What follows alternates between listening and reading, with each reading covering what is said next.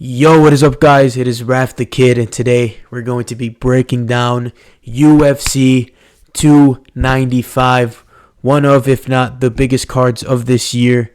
I mean, if you look at the main event and the co-main event, and there's some bangers in the prelims and the early prelims. So, before we get started with this video, we have a special guest with us here today. Me and this guy, we connected when I went to Puerto Rico.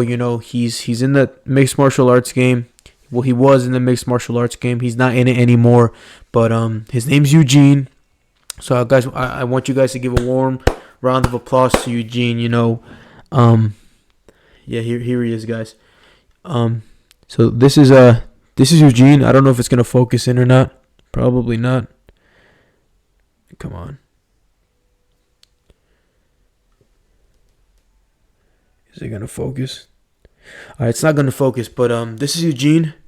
At the moment, he's a little shy. I don't think he's gonna say anything. But as you can see, he's got his little nunchucks here. He's obviously in his like fighting stance. So for now, he's gonna be off to the side. Usually he's gonna be. Sorry, it's inverted, so I'm a little retarded. Usually he's gonna be back here with us. I'm gonna try to find a way to put him back here. But for now, he's gonna be off to the side. I don't know. You guys aren't probably gonna be able to see him, but we communicate differently. So he's gonna be giving me some tips and stuff, throughout the video, and it'll be cool. So let's get right into it, guys. Come on, you guys know the deal. I straightforward to the point. So we're gonna start off in the early prelims, guys. I'm gonna like I did in the other video. I'm gonna go to the fights that I know the fighters in. I call myself like a true fight fan. I wouldn't say I'm a casual, but there's some fighters that obviously I'm not going to know. I'm not gonna know the entire UFC roster. So we're gonna skip this fight, and we're gonna go straight into this fight, guys. This fight it's gonna be a banger. Mainly because I know who Joshua Van is, and guys, let me tell you, this guy can probably be a future UFC flyweight champion. Let me look at his age real quick. Oh, frick. Fuck. I don't know why I just said frick. But, I mean, if you look at his stats, guys, his significant strikes is up there. He's gotten hit a lot. In one of his fights, I'm pretty sure it was the last one he had. He did win that fight, but it was a barn burner. He was getting touched up a little bit. I'm pretty sure his opponent was trying to go for takedowns. Let me just look at his last fight, because I'm pretty sure his opponent was trying to go for takedowns. So that's probably a weakness of his, is his takedowns. And this is for some reason taking a while. There you go. There it is. Yep, it was against these Russian fucks. I mean, guys, come on. You know what these guys are. I love my Russians out there. I love my Dagestanians. I love Islam. He's a great champion. He's going to be a great champion. He's going to prove a lot of you guys wrong. A lot of you guys are doubting Islam, and I'm getting sidetracked, so let's get right back into it. This guy, this Zumagulov, he's shit. He's true shit. He was trying to shoot for takedowns the whole fight, trying to get my boy Vaughn off of his game. But my boy Vaughn, he was piecing him up a lot, man. And it's gonna be sick to see him back in action, because this fight was in June, so it was a while ago. It's a couple months ago, but at least he's getting some fights like in this year, so that's good. And it's versus this guy Kevin Borjas. I'm gonna be honest with you guys. I don't know who this guy is. As you can see, he's making his debut. He's 1-0. I'm going to be straight up with you guys. I think I said this in the other video, guys. Whoever's wearing these black shorts, these are like black Air Forces. These guys do not give a fuck, as you can tell, because they're wearing these shorts. They do not give a fuck about life, about nothing. So this guy truly, he probably has nothing to lose. So, I'm going to have to go with my boy Joshua Van, but it's going to be a close fight, I feel like. What am I kidding, man? Vaughn's going to fuck this Peruvian up, dude, easily. My boy, as you can tell, he looks Hawaiian, but he's all Maui. Honolulu. So let's Joshua Van by TKO or decision, guys. If you're gonna place a bet, I'd say to do Joshua Van by TKO or decision. Or honestly, because this Borjas guy is just Peruvian, I'd place a Joshua Van. If you have DraftKings, Joshua Van to win and over 1.5 rounds. I'm pretty sure that's gonna be like a minus like 155 or something like that. I wish I had the odds in front of me. Maybe next video I'll do like a separate video on like the picks and stuff. Actually, I will do that. I'm gonna do a separate video on like picks that you guys should take for these. But also I'm not a gambling expert. I've actually lost a lot of money, so but I'm better at making people money. So we'll see. We'll see. So we're getting into this fight. I believe I've heard of this guy before, John Castaneda. John Castaneda. I'm guessing he's Mexican. It looks like, guys. I'm not gonna lie, guys. I'm in the basement, so the Wi-Fi is a little slow. So bear with me. Both of these guys, you can tell they have a lot of experience, a lot of wins, and as you can see, their last fight was a win. Stats pretty similar. He does Huang Hong Kong. Sorry, I'm not racist, guys. Huang Hong Kong. He's a little taller, so they have him as the underdog. So, when it comes to like odds like these, and I'm pretty sure these aren't the true odds. It's just with the UFC. I'm pretty sure this is how it starts out. So I wouldn't be surprised if this guy ends up being the favorite. I got a little distracted there, and me and Eugene. If you guys can see, me and him, we don't fuck with Jared Gordon, man. I'm gonna be straight up with you guys. We don't fuck with Jared Gordon. He's the only time I did fuck with him was when he was fighting Paddy Pimblett. But that's because I don't fuck with Paddy Pimblett even more, And many of you guys probably that are watching this video are probably gonna ask, why don't you fuck with Jared Gordon? He seems like a nice guy. He seems like he's in there ready to fight. And there's really one main reason, and it's his nose. I don't fuck with his nose at all, and so like this fight, I don't know who Mark Madison is, but I'm taking him to win. He's the favorite. They're doing my boy Mark Madison wrong. He should be a minus 500. I don't even have to look at the stats, guys. This is gonna be a one-way traffic for Mark Madison. Mark my words. When I make an after video, you guys are gonna be like, wow, dude, Raph the kid was right, man. It's crazy, So we're done with the early prelims. We're gonna get into the regular prelims, and guys, I'm gonna be honest, I don't know who either of these guys are. They're in the lightweight division, which is hopefully one of these guys makes a statement, because we need more lightweight division fighters, guys. We need more lightweight fighters. The division's getting kind of boring. I'm not saying that Islam's a boring champion, but it's just like there's not that spark anymore. Dustin just got sparked the fuck out. Justin, he's laying around not doing shit. Honestly, I'd rather see him fight Islam rather than Charles Oliveira, even though I'm an Oliveira fan, Brasilia Poatan, whatever. I don't think we should see this this rematch. Honestly, if this rematch happened in October, when it was supposed to, I think Islam would have fucked Charles up. I don't think Charles likes to fight in Islam's territory in Abu Dhabi.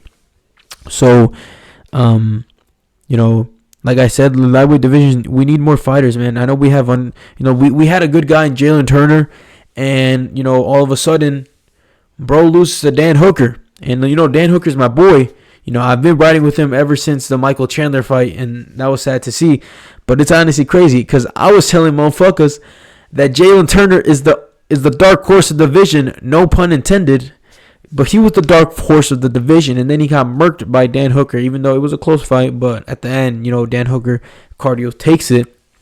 But we just need more lightweight division fighters, man. Like, come on, we need this to spark. Back then, this used to be the division when Conor was in it. Even after he left, but like when it was the Oliveira, like I ain't gonna lie, when it was the Oliveira era, it was pretty sick. But I don't know why, with Islam being champ, since he gets such a bad rap, like people don't even really give him a chance. So it's whatever. We'll move on to another lightweight bout, and I don't fuck with Roberts, guys. I'm gonna be straight up honest with you. He was talking shit to my boy Conor as if like he was the double champ once, and it's kind of funny how someone like him can, obviously, they're both men, they can talk shit, but I just found it fucking funny how this dude who used to be in the UFC was getting murked, so then dipped and is getting a second chance. Basically, like, it's kind of like a slap in the face, like, yo, we know your shit. You win a little bit of fights, come back and try to see if you can prove yourself. He was winning some fights, but it was kind of funny to see him talk shit to Conor McGregor, because, McGregor is the one with the no meat riding. He's the one with the yacht. I'm not meat riding though. Eugene's the one that be meat riding Conor. He the one that be like, not me. But yeah, it was funny, but for this, I mean, we can look at the stats, guys, but if I'm being honest, Roberts is taking this on short notice. And even though I talked so much shit about Roberts, he's getting it done, He's shocking the world. He's going to shock the world. That's it. All right, y'all. So now, moving on to probably my most favorite fight on this card, all right? And I know what you guys might be saying, like, didn't you just say you don't like watching women fighters in the other video, and this one probably too?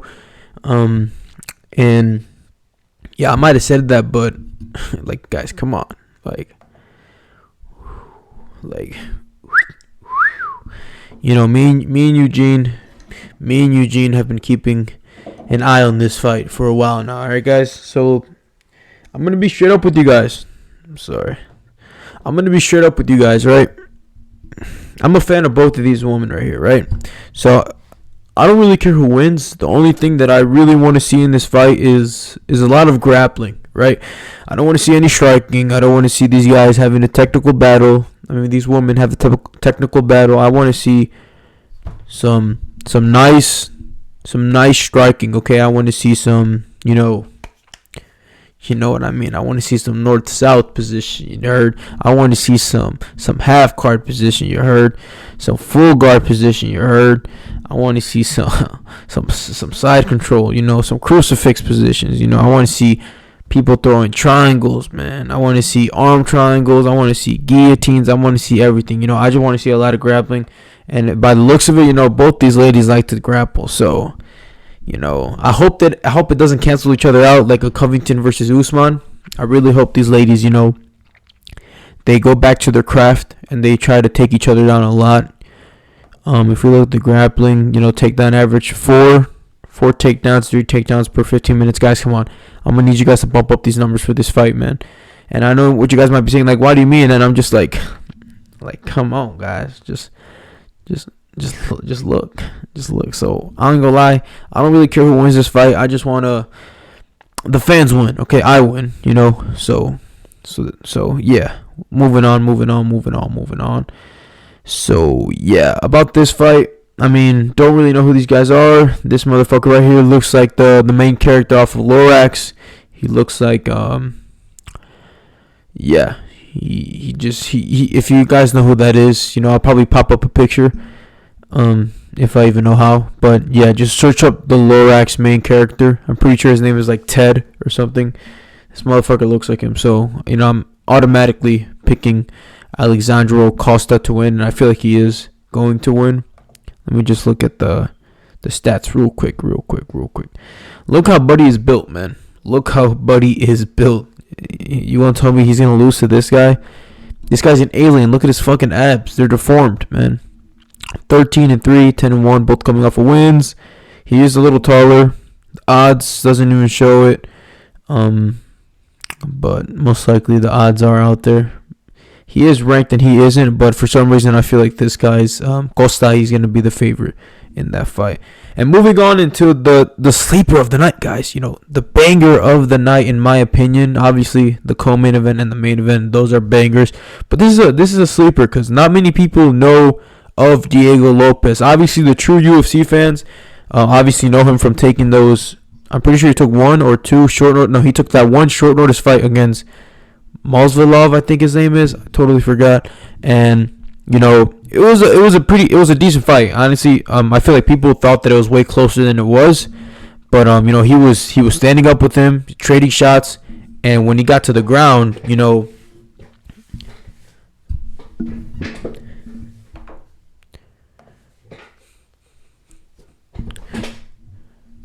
adjust my seat real quick.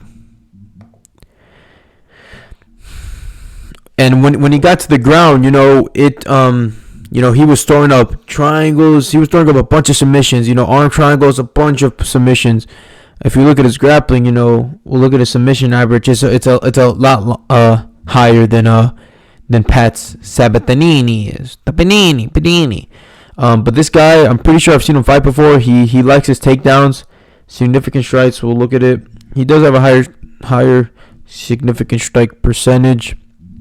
But I have a feeling this guy's going to want to take this to the ground, which I don't feel like is going to be a good idea against Lopez, because Lopez is he's a monster there. I was watching the UFC Embedded, and bro was literally saying how anytime he fights, he's looking for the finish. So I'm going to be honest. I'm going to take Lopez in this fight. I'm a huge fan of him too. So obviously I'm gonna have some bias towards him, and I've never heard of this Pat fucking weasel.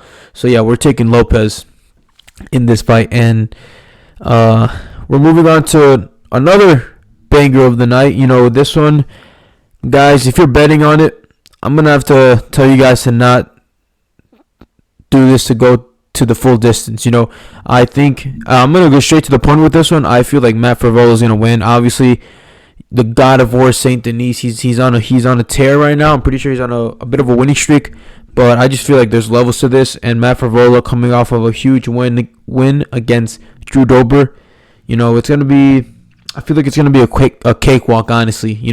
Obviously God of War Denis, he's known for his toughness, but I think Matt Frevola, he has the talent, he has the skill, and he has the hard work. If he can apply those three into this fight, he should be able to steamroll Saint Denis. I don't know how old he is, but I'm pretty sure Denis is on the older side. Matt too, but I just feel like Matt is on a surge right now, so I'm gonna have him winning.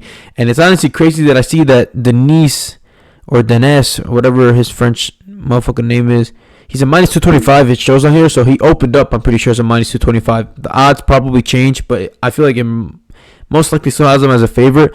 So I'm gonna take Frevola. If you're betting on this, I'd probably just bet money line on Frevola. And yeah, that's my pick too. So let's move on to this fight. I'm going to be honest with you guys. I don't really care about this fight that much. Obviously, whoever wins this fight is probably going to be up there to get a title shot, especially Dern. And I believe she can get it done. I feel like she is the bigger fighter compared to Jessica Andrade. She is a little shorter. But the reach, I feel like, the reach is basically the same. So I think Dern's going to be able to take her down and submit her pretty easily. And if she doesn't, then she's just pure shit, because Jessica Andrade is she's not good. Now moving on into the co-main event, the fight that not many people were expecting, because John Jones obviously pulled out of the fight against Stipe, which was supposed to be on this card. And guys, when I first heard of this fight being announced, I for sure thought, Tom Aspinall was going to win. He has the talent, he has the skill, he has the grit. He's from fucking England. Those motherfuckers are crazy, man. He's going to win, But then after watching the UFC Embedded, guys, I got to know a little bit about Sergey. I haven't jumped on the Sergey train yet, bro. I feel like a lot of people jumped on his hype train when he beat up like a bunch of old people. And, after watching the UFC Embedded, I realized that, Tom Aspinall I feel like he might be giving Sergey a bit too much respect. Him and his coaches are saying, Sergey, he's definitely the biggest challenge we've had of my life, I believe he's one of the most dangerous heavyweight fighters in the world. And I'm pretty sure he said this like fucking 10 times. And it's like, okay, I get it, he's dangerous, but like I believe in mental warfare or whatever. And I feel like Aspinall, him saying, I believe he's the most dangerous fighter in the world, this and that. It could either have him show up as the best Tom Aspinall on that night, or he can show up as a hesitant, not wanting to throw it because Sergey Pavlovich, he's one of the most dangerous heavyweight fighters of this generation. that can either lead to him being like on point, being ready, being like, and just throwing shots and stuff and overloading Sergeyev, or it can honestly have him being a bit hesitant, not wanting to exchange because Sergeyev's the most dangerous fighter in the world, and just having Sergeyev, walk him down and just, tee off on him, and honestly might get a TKO or just an easy decision win. So it can I think this fight really depends on who Tom Aspinall, how he shows up on this night, because we know with Sergeyev, we know what we're gonna get, right? We're gonna get a guy that's gonna throw punches and bunches, like a bunch of combinations. He's gonna move forward. Obviously he has some good distance control, but I feel like we haven't seen a lot from him. But whenever we do see him, we know what we're gonna get. But with Tom Aspinall, he's a striker. He's an overall balanced fighter. He has good striking. He has decent grappling. So I don't know what we're going to see. I feel like it really all depends on Tom Aspinall. But, obviously when this fight, like I said, first got announced, I thought Tom Aspinall was going to win. But now, like after watching that and after seeing how Sergeyev is, like he just seems like a monster. I'm going to take Sergeyev to pull the upset because I'm pretty sure Aspinall is going to be the favorite. And also, during the UFC Embedded, we have Aspinall talking about Michael Bisping asked Aspinall. He was like, how does this all feel, to be the co-main event, Madison Square Garden, one of the most iconic arenas in the world. How does it feel to be fighting for a championship? And the first thing Tom Aspinall says is, I don't mean to seem cocky, but I always knew I was going to be here. I always knew that I was going to get a title shot. I believe that I can be one of the best heavyweight fighters of all time, one of the best world champions of all time. And obviously it's good to be a little bit cocky, it's good to have a lot of confidence in yourself, but it's just, I believe him and his coaches might be going into this fight like thinking, oh well, we're supposed to win. We've been doing this since we were a kid. Like you've been doing this since you were a kid. Like you're supposed to win. So that honestly might come to his detriment. He might be going in there a little too overconfident. And especially with him saying that Sergeyev's the most dangerous fighter in this heavyweight division, it's weird. It's weird what they're saying, man. So I'm gonna take Sergeyev to win. I think he might be able to pull up the upset. I'm gonna look at their striking. If Aspinall is able to, let's say the best Aspinall shows up in this fight, what does he have to do to win? He has to control the distance, as much as he can. He's going to have to throw a lot of feints to get Sergeyev hesitant as well, and just honestly be able to blitz in and out. And then what I mean blitzing, like not to blitz in, throw and out. I mean like when he's in his fighting stance to jump in and out and just be able to throw shots and then get out of Sergeyev's combinations. He's going to have to mix in the kicks. If he can throw some front kicks, he's going to be a lot faster than Sergeyev. I believe that. But Sergeyev might be able to cut off the ring and do what he does. Sergeyev's key path to victory is he's going to have to, apply pressure, and obviously if he doesn't want to get taken down, he definitely has to apply pressure. He's going to have to cut off the ring because Aspinall, if he's applying pressure, Aspinall is going to try his best to move laterally across the cage. So he has to do that, in my opinion, in order to win.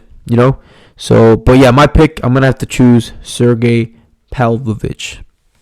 Ladies and gentlemen, moving on from the heavyweight interim title bout, we're going to be moving on to the light heavyweight title bout. The fight that I'm most excited for, because I believe this fight is going to be a barn burner, guys. I feel like this fight has the chance. This fight has a chance to go the full 5 rounds.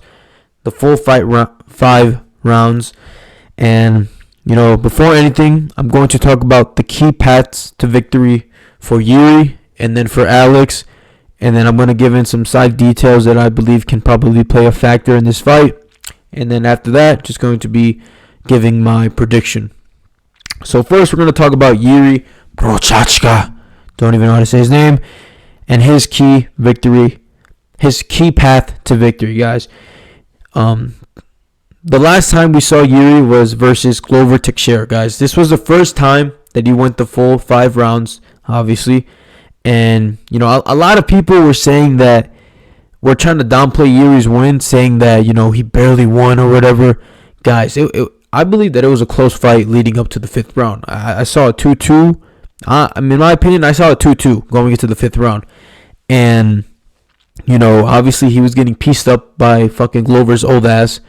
But he was a little tired. This was the first time going 5 rounds. And he somehow managed to pull it out. Yeah, you could say, well, that's because Glover made the mistake. But, hey, you're two men fighting, man. People are going to make mistakes. But it's whoever wins that matters. Unless you're Sterling, then yeah, you're a pussy. You're an actor. But yeah, moving on. With Yuri, his key path to victory, I'd say, is he has to keep Alex Pereira guessing. Obviously, if you've watched Yuri fight before, you know that he's a very unpredictable fighter. He's very unorthodox. He throws crazy shots from all different angles, and if he's able to do this against Alex and keep him guessing by just throwing the shots and also applying pressure, I could see him, getting Alex tired by just moving back the whole fight like he did with the Dominic Reyes and then finishing him. But, the thing is, I'm going to move on to Alex Pereira now. Alex Pereira's path to victory. We've seen Alex Pereira get pushed back before versus the Strickland fight, right? Versus him versus Strickland. Strickland obviously was trying to apply pressure. But the one thing that Pereira did well was he was able to turn, instead of just moving laterally across the cage, he was able to turn Strickland and then throw shots. And obviously that completely turned off Strickland's game plan in that fight.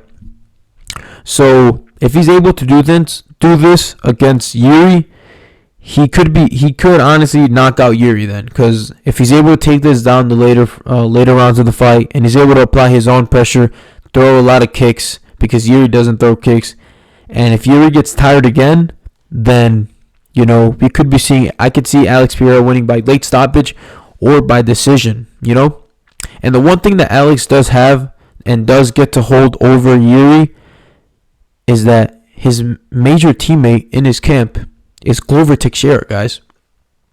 Yuri fought Glover, so Glover knows how Yuri's going to fight. Obviously, styles make fights, but if you have someone training with you and they went almost full 5 rounds against someone, they're gonna be able to know how they fight. Obviously, and a lot better than us just watching the fight. They're just gonna know the tendencies that they have, and the mental breaks that they take during the fight. So yeah, now back to my, one more thing, guys. One more thing about Yuri. He won that fight against Glover, and he won the belt, but he hasn't defended it against anyone, and this is for the vacant belt. And why is that?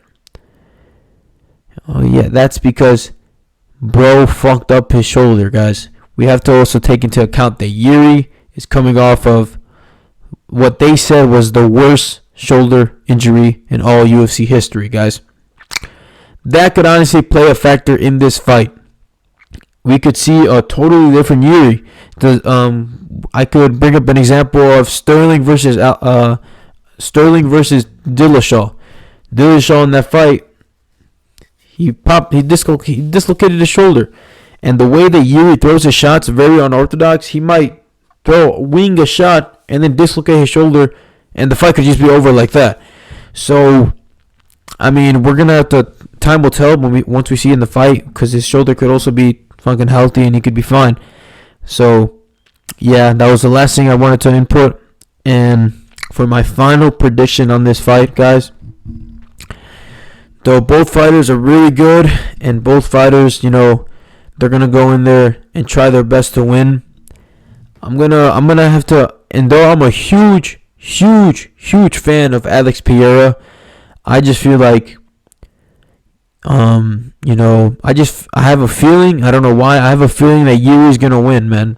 I have a feeling that he's gonna be able to just overwhelm Pereira. He's not gonna let Pereira take his mental breaks during the fight like he did with Reyes. He's just gonna overwhelm him, hit him with a bunch of shots, and then to the point where it's a TKO or just a disgusting KO. You know, obviously we saw with the Sean Strickland fight, Pereira was able to turn Strickland around and return shots.